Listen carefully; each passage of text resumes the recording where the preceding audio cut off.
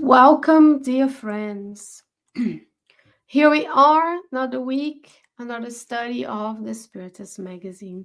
As always, we would love to invite you to visit spiritistmagazine.org. We are brand new with another issue of the magazine, one more quarter of enlightened messages to help us in our daily lives. Every week at 8 p.m. Eastern Standard Time on Tuesdays, we come together to study, to think about, to reflect upon one of the articles of the Spiritist Magazine. And this issue is issue 69.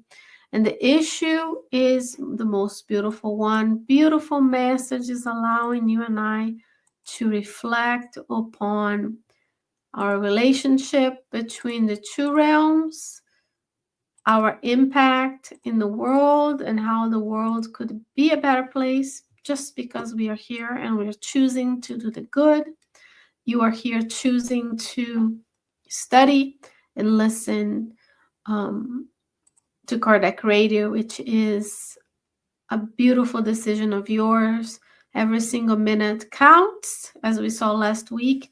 And this week, we are going to talk about what we suffer most.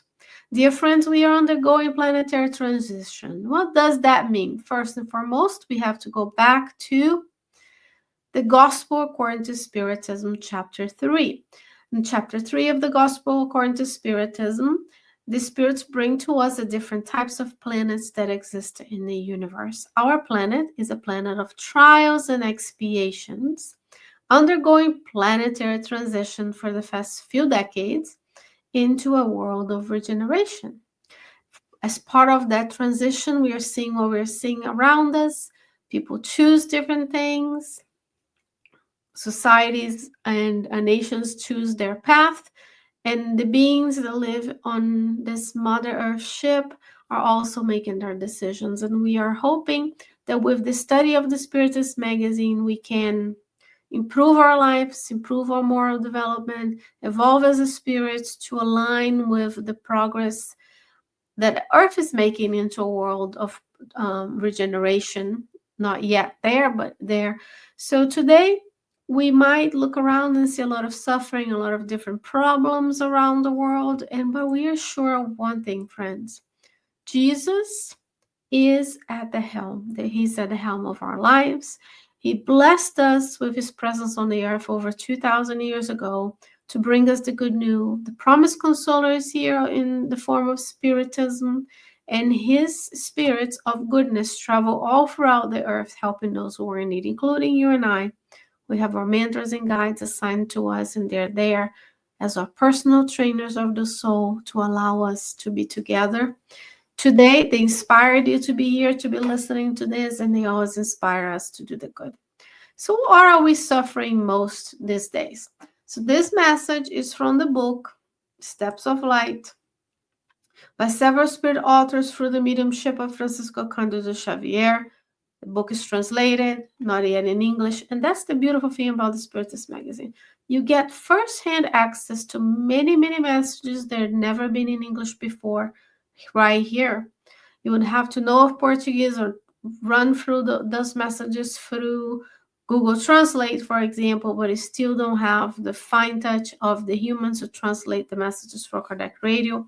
And our dear Vanessa Anceloni has done an analysis and a discussion of this message in her morning prayer program at Kardec Radio, which we encourage everyone to listen to. So this is from the spirit Albino Teixeira. And as I said, the medium is Francisco Candido Xavier. Here you can see the thumbnails if you're watching this on your tablet, on your computer.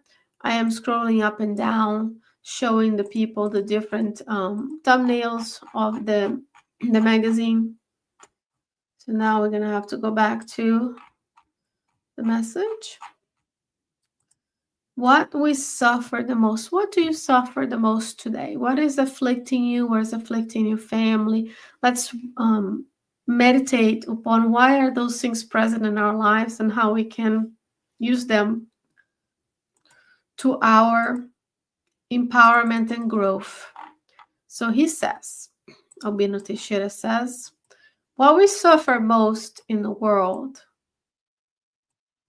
it is not the difficulty, it is the discouragement in overcoming it. So difficulties in a plan of trials and expiations will exist for all of us. Even if we look at people who are like swimming in physical wealth, which is super prized in the planets of today. Like we look up to the rich and say that there's no way they have problems. They have difficulties. If they don't have difficulties in the material world, they have difficulties in their family lives, in their business lives. They have difficulties emotionally, spiritually, so on and so forth. But what we suffer is not the difficulty, but when we're discouraged that we can't overcome it. So, dear friends, if we look back and think about how long it took for us to reincarnate, the plans of reincarnation, who had to come before us, who is our family, and the difficulties aligned with our reincarnatory plan, which is one of love, one of redemption, one of improvement, difficulties will be present. And then if the difficulties were present in our reincarnatory plan, thus in our daily lives now, it means you and I, together with our resources, both in the physical and in the spiritual realms, will be able to overcome it. We can overcome the difficulties. What we suffer most in the world, it is not a trial. It is the despair in the face of suffering. So we do not like to suffer. We don't tolerate suffering very well. Some people do, some less. So it's not the trial we have to undergo, but the suffering that may come with the trial. It is not the illness. It is the fear of receiving it, right? People tell me I am a health outcomes researcher at a large hospital in Richmond, dealing with very honorable population. And they're not as concerned that they have something, but the experience of it, the fear, the lack of knowledge of the process of the disease. And we measure their before and after procedures, well-being and different quality of life measures, and we show improvement in a percentage of them. And then there are studies showing that depending on how you start your level of belief in yourself that you can overcome that, your outcomes will be better, because then now you're like, I can do it. I'm not discouraged. I'm not despairing, because difficulties, trials, illnesses are part of life on the earth in a planet that is very material, with a physical body that is very material, and the planet of trials and expiations undergoing this transition, which is a triage of spirits, right? The Mother Earth is evolving. We want to evolve with Mother Earth, so we have to raise our vibrations to match the development of the Earth, or otherwise we'll be invited elsewhere. And then we have to spend time in other planets, just like the inhabitants of the Capella did when they came here to visit. On the Way to the Light by Emmanuel's book, and then we'll return to the Earth another time. It is not the unhappy relative. It's the sorrow of having him or her in the family team, right? We're always going to have team members in families, in business, in relationships that might be unhappy. So we don't fear the unhappy, but then the difficulty that it brings to our lives, the sorrows of having them in our lives, because they're difficult. But if they were put in our lives, there's a reason for it. There's something we owe them. There's something we need to work on. There's something we need to learn from that relationship. It is not failure. It's the stubbornness of not recognizing one's own mistake. This is a big thing. Nowadays, nobody wants to earn the fact that they don't know something or they made a mistake. Dear friends, we are all humans. To err is human. We have to own up to the decisions we make, to the consequences of those decisions, and say, I was wrong. I did not have the real information. Like as a scientist, we do this all the time. We put forth hypotheses. We test them. There are theories, there are hypotheses that have been tested over time and hold together. And then we say, okay, I was thinking this A led to B, that led to C, but then this other group show that B leads to Z, or whatever it is. We have to be humble enough to understand that part of the process of succeeding is making mistakes and continuing the path. So we don't fear failure, but we fear the recognition of we are fallible. We are going to make mistakes. We are not perfect. The only perfect being that has ever incarnated on the earth is Jesus. We're not Jesus, not even close. But we have inside of us the gene of divinity, Living Spring chapter 30 by Emmanuel, meaning the gene, the DNA of divinity. If God is goodness and perfection, that DNA is inside of you. So we need to start believing in us, ourselves, to overcome the illnesses, to overcome the unhappy relatives, the difficulties, the trials, so on and so forth. We don't fear ingratitude. It's the inability to love without selfishness, right? We want to love, but sometimes we want something in return. And then if people don't return what we do for them the way we would like, we label them ungrateful. But we need to understand that we do not because we're going to take something in return. What we do because that's the right thing to do. And then we do it later as it becomes muscle memory. We do it because it feels good.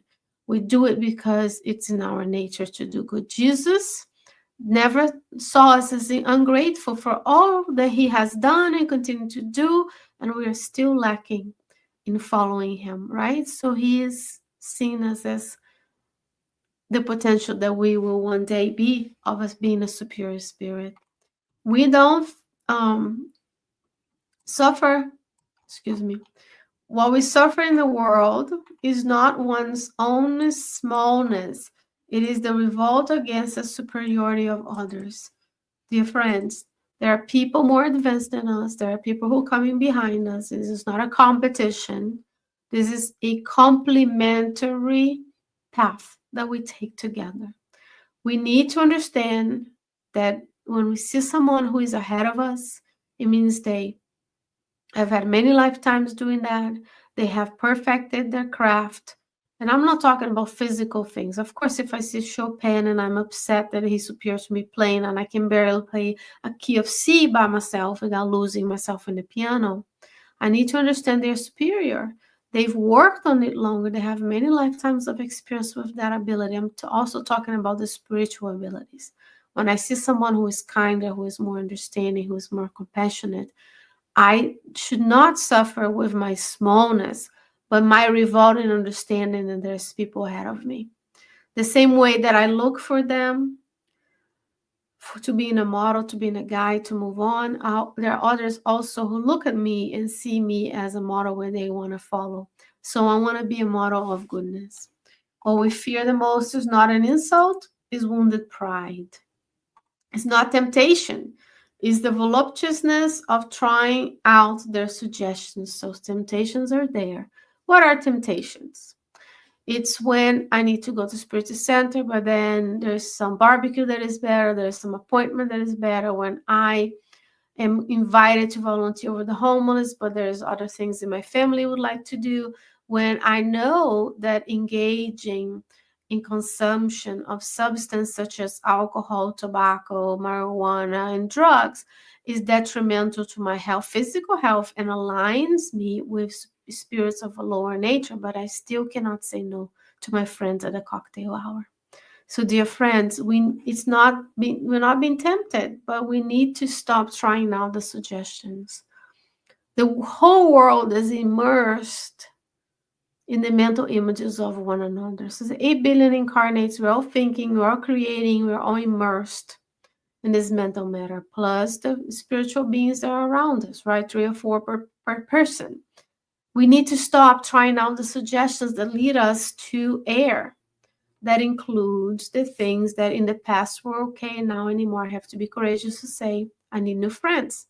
If every time I go out, my friends only have fun drinking, I need new friends. If they only have fun taking risks with their own lives, I need new friends.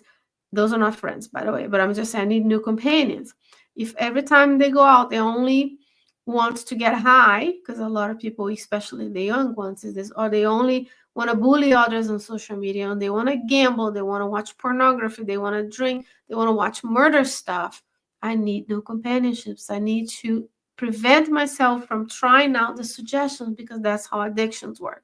You try one thing. We need to tell the youth that it's okay to say no to those temptations. It's not the old age of the body that we suffer the most. We are in a society that is ageistic. The old is not valued or seen as being able to give us. But the old, if you are blessed with the opportunity of getting old, your wrinkles, your texture, your body that at times will not work as well as when you are 20, is blessed. If you're blessed with that opportunity, because many spirits incarnate and they discarnate before getting old. So we don't need to fear old age. We are at the prime time of medicine where we are working towards improving the lives of those who get older. We need to value the wisdom. If you get to be 70, if you get to be 80, life expectancy in the US is mid-70s for both males and females. We are blessed that they have much more life in their belt, that they can help, they can be productive. We suffer the most the passions of appearances, because we want to be 70 years old and look like we're 20, which is physically and biologically impossible. Even though we renew ourselves all the time, we need to age. The body ages. Maybe not for like someone like Divaldo who looks still young at 98, right?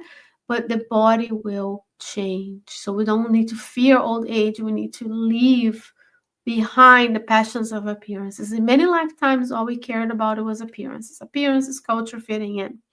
This is the lifetime we make the choice of doing the right thing.